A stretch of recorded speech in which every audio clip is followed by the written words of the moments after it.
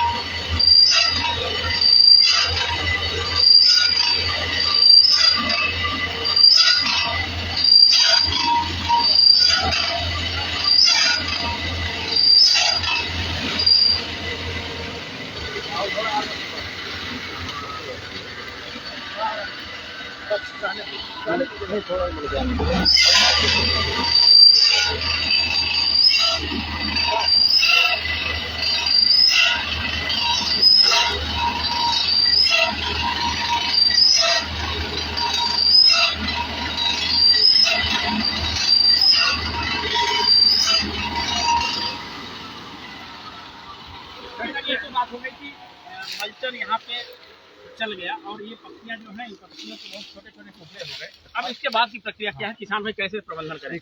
इनसे और क्या फायदे हैं, जिसे आप लोग देख ही रहे हैं कि अब आपके चाहे गन्ने की फसल हो या कोई और फसल हो, उसमें खरपतवार की समस्या बढ़ती जा रही है।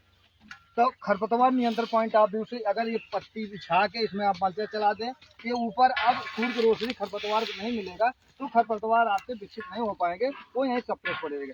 दूसरा है पानी की समस्या, आप लोग देख ही रहे हैं, ये अगर फैला के पत्तियां इसमें मल्चर चला देंगे, अब छोटे छोटे टुकड़े हो गए, इससे इवापोरेशन लॉस जो खेत का बंद हो जाएगा और आपका पानी जो है इसमें संचित रहेगा।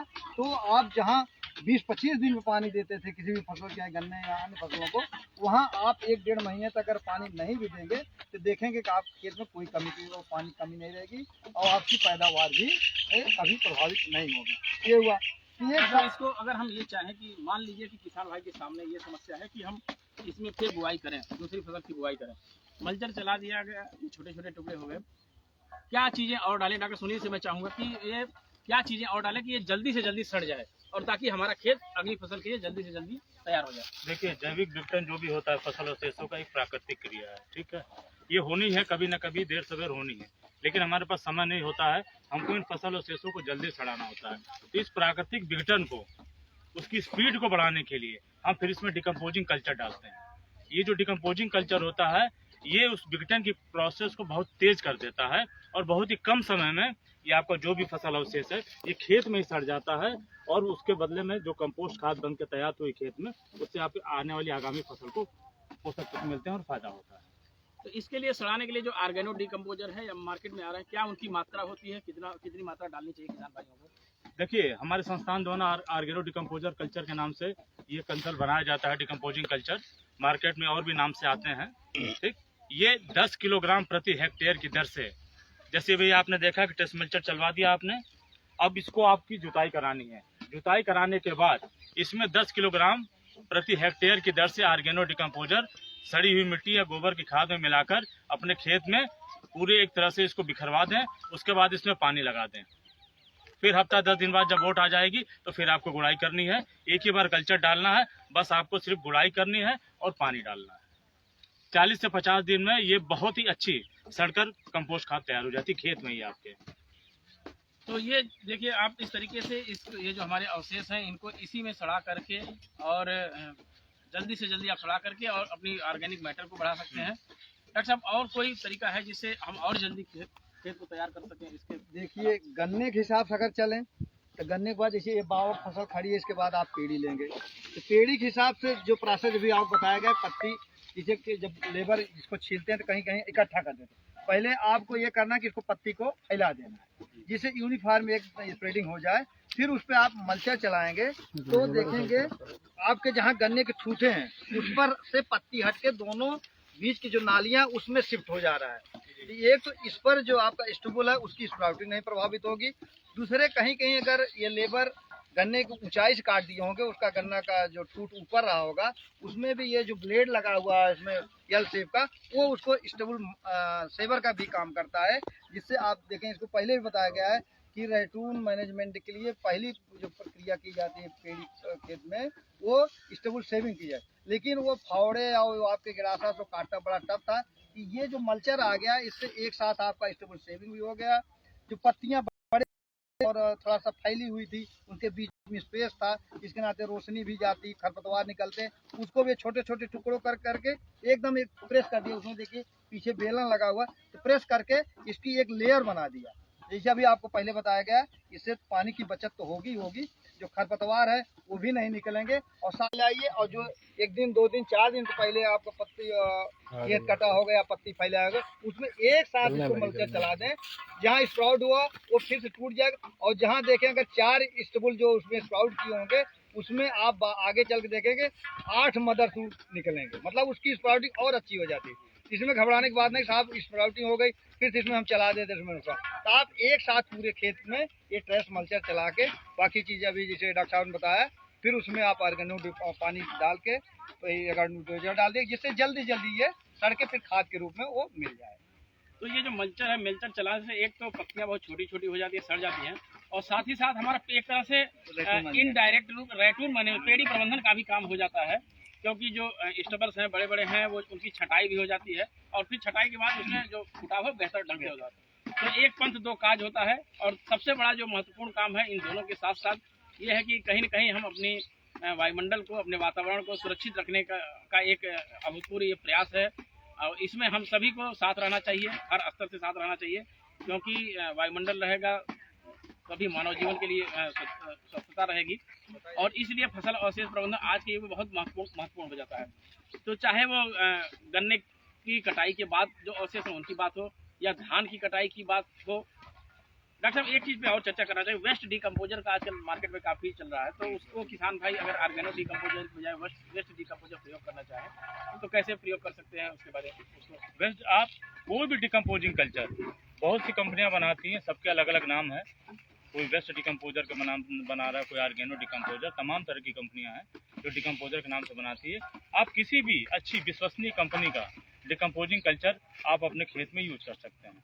जहाँ तक वेस्ट डिकम्पोजर की बात है, इस कल्चर को भी आप जो उनका प्रेस्क्राइब फॉर्मेट है जो बनाते हैं, 200 लीटर पानी एक ड्रम में लेकर उसमें गोबर, बेसन और तमाम तरह का घोल बनाते हैं, फिर उसमें उस कल्चर को डालते हैं, फिर उसको 2-3 दिन तक हिलाते हैं।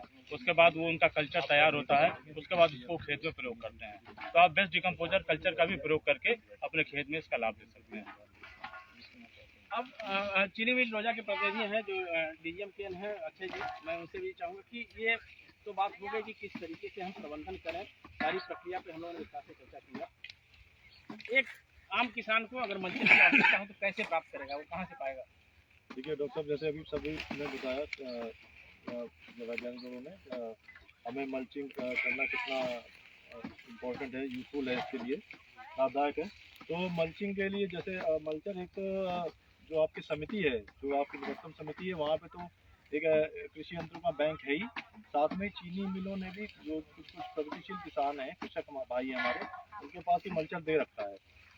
जैसे चीनी मिल के हमने 7 जोन में बांट रखा है, तो हर जोन में 2 या 3 प्रगतिशील कृषक के पास मल्चर है उपलब्ध है, तो वो अपना भी उसको यूज करते हैं और दूसरे को भी आप किराए पे चलवाते हैं। बाकी गन्ना विकास परिषद पे उपलब्ध है ही है। जी है, और चीनी मिल की तरफ से भी सुविधा है। कृषि यंत्रों पे अब हम लोगों ने एक लोन की स्कीम रखी है। अगर आप कृषि यंत्र लेना चाहते हैं तो चीनी मिल में आप संपर्क करें केन ऑफिस में, और अपने गन्ना मूल्य के अगेंस्ट आप कोई भी कृषि यंत्र ले सकते हैं। तो ये देखिए, चाहे मल्चर लेने की बात हो या फिर ऑर्गेनो डिकम्पोजर, क्या ऑर्गेनो डिकम्पोजर समितियों पे भी उपलब्ध है?